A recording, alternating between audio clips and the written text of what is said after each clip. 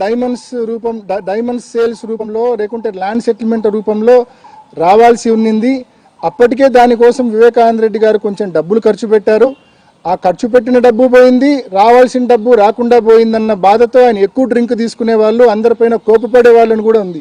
మరి ఆ కోణంలో ఎందుకు మీరు విచారణ ఫర్దర్ ఇన్వెస్టిగేషన్ అడగడం లేదని చెప్పి నేను సుంతక్కను కోరుతా ఉన్నా. ఒకవైపు దస్తగిరి తన స్టేట్మెంట్స్లోనే చాలా క్లియర్గా చెప్పాడు. తొలిసారి ఇచ్చిన 161 స్టేట్మెంట్లో దస్తగిరి చెప్తాడు, వాళ్ళందరూ కలిపి వివేకానంద రెడ్డి గారిని అసాసినేట్ అంటే చంపేటప్పుడు చంపక ముందు డాక్యుమెంట్స్ గురించి అడుగుతాము అని చెప్పాడు. ఆ డాక్యుమెంట్స్ ఎక్కడున్నాయో ఆయన కనుక్కోవడం కోసం ఆయన తీవ్రంగా కొట్టామని కూడా చెప్తాడు.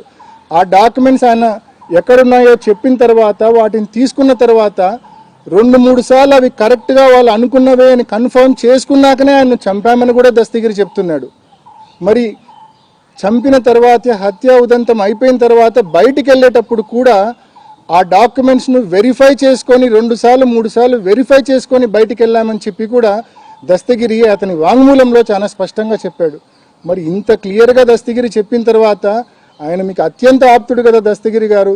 ఆయన బెయిల్ మేము ఆయన బెయిల్ క్యాన్సిల్ చేయమని కోర్టులో వేసినా కూడా మీరు ఆయనకు మద్దతుగా నిలబడతారు. ఆయనకు మద్దతుగా ఏకంగా లూత్రా లాంటి అడ్వకేట్ని పెట్టి మీరు మాపై పోరాడతారు. ఆయన దస్తగిరి గారి బెయిల్ రద్దు చేయమంటే దస్తగిరి గారికి యాంటిసిపేటరీ బెయిల్ ఇస్తే మీరు అడ్డుకోలేదు. చీటికి మాటికి ప్రతి అంశాన్ని అడ్డుకునే మీరు దస్తగిరి తానే మీ నాన్నను చంపానని చెప్తున్న దస్తగిరి గారికి యాంటిసిపేటరీ బెయిల్ వస్తూ ఉంటే మీరు కనీసం అడ్డుకునే ప్రయత్నం, అబ్జెక్ట్ చేసే ప్రయత్నం కూడా చేయని విషయం కూడా ప్రజలందరూ గమనించారనే విషయం కూడా మనవి చేస్తూ ఉన్నా. మరి ఆ దస్తగిరి చెప్పినట్టుగా అంత కీలకమైన డాక్యుమెంట్స్ ఏవి అని అడగాల్సిన బాధ్యత మీ మీద ఉందా లేదా? ఎందుకు ఆ విషయంలో మీకు ఎందుకు నోరు రావడం లేదు? ఎందుకు అడగడం లేదు మీరు సిబిఐని అని చెప్పి నేను ప్రశ్నిస్తా ఉన్నా. ఎందుకు మీరు కోర్టును అడగడం లేదు అని చెప్పి నేను ప్రశ్నిస్తా ఉన్నా.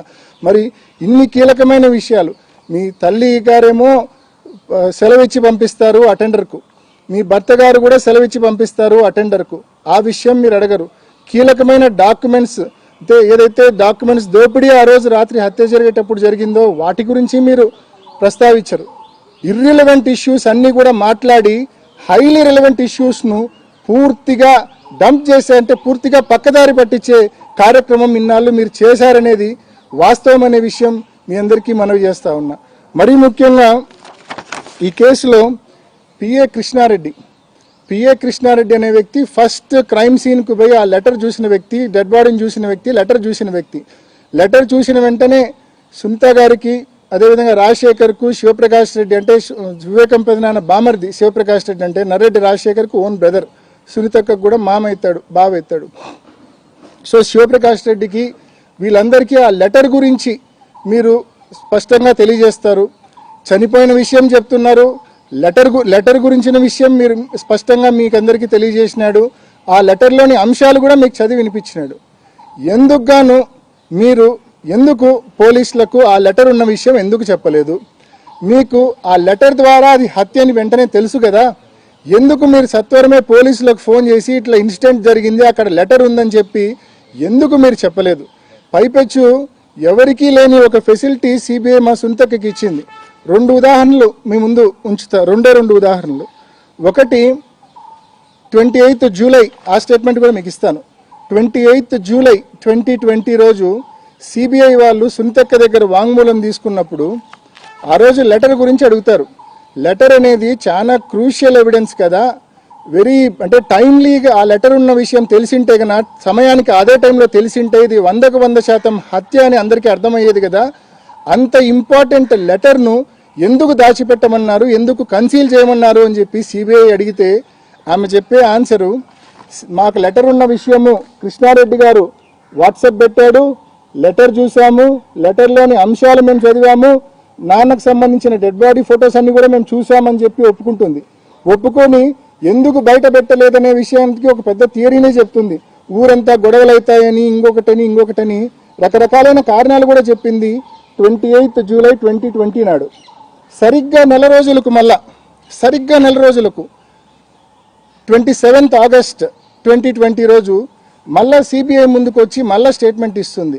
ఆ రోజు ఏమని స్టేట్మెంట్ ఇస్తుందంటే, లెటర్ గురించి నేను లాస్ట్ టైం నెల క్రితం చెప్పింది అంతా తూచు, నాకేమీ గుర్తులేదు, లెటర్ గురించి నేను చూడలేదు, నాకేమీ గుర్తులేదు. ఎప్పుడో సాయంకాలం రాహుల్ దేవ్ శర్మ ఎస్పీ గారి చేతిలో నేను లెటర్ చూడడమే తప్ప అంతకు మించి నాకు లెటర్ గురించి ఏమీ తెలియదని చెప్పి నిర్మోహమాటంగా అబద్ధం చెప్తుంది. అంటే నిజంగా సిబిఐ ఈ మాదిరి ఒక వాంగ్మూలం ఇచ్చిన తర్వాత దాన్ని కవరప్ చేసుకోవడానికి మరో వాంగ్మూలం తీసుకునే కార్యక్రమం చేయడము ఎంతవరకు కరెక్ట్? ఇది విచారణ చేసే పద్ధతి ఇది కరెక్టేనా అని చెప్పి కూడా నేను ప్రశ్నిస్తా ఉన్నా. రెండో ముఖ్యమైన ఉదాహరణ ఏంటంటే, నా బెయిల్కి సంబంధించి వాదనలు జరిగేటప్పుడు హైకోర్టులో నేను సునీతక్క మాట్లాడిన ఒక వీడియోను హైకోర్టు ముందు ఉంచా. సునీతక్క మాట్లాడిన ఒక వీడియోను హైకోర్టు ముందు ఉంచినప్పుడు ఒక్క నిమిషం,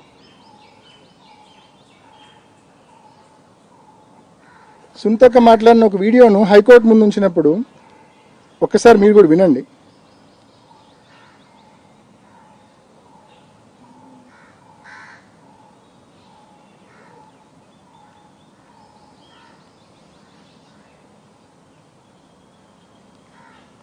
ఎందుకు వాయిస్ రావట్లేదు? Very hard. Last couple of months or years, he's been working extremely hard. ఏం పని చేస్తున్నారు? He's working. అవినాష్ ని ఎంపీ చేయడానికి ఏమేం చేయాలో ఆలోచిస్తున్నారు. He's working on that. జగనన్నని సీఎం చేయడానికి ఏమేం చేయాలో He's working on that. ఇది సరిగ్గా చనిపోయిన వివేకం పెదరాని చనిపోయిన 12 రోజులకు అంటే మార్చ్ 27, 2019లో ఈ ప్రెస్ మీట్ సునీతక్క పెట్టింది. చాలా స్పష్టంగా ఆమె మాట్లాడడం మీరు కూడా విన్నారు. లాస్ట్ కొన్ని నెలలుగా మా నాన్న అవినాష్ను ఎంపీ చేయడానికి, జగనన్నను సీఎం చేయడానికి కృషి చేస్తూ ఉన్నారు, తీవ్రంగా శ్రమిస్తూ ఉన్నారని చెప్పి స్పష్టంగా సునీతక్క మాట్లాడిన మాటలు ఇవి. నేను ఇదే వీడియోను హైకోర్టుకి ఇచ్చా నా బెయిల్ వాదనలు జరిగేటప్పుడు.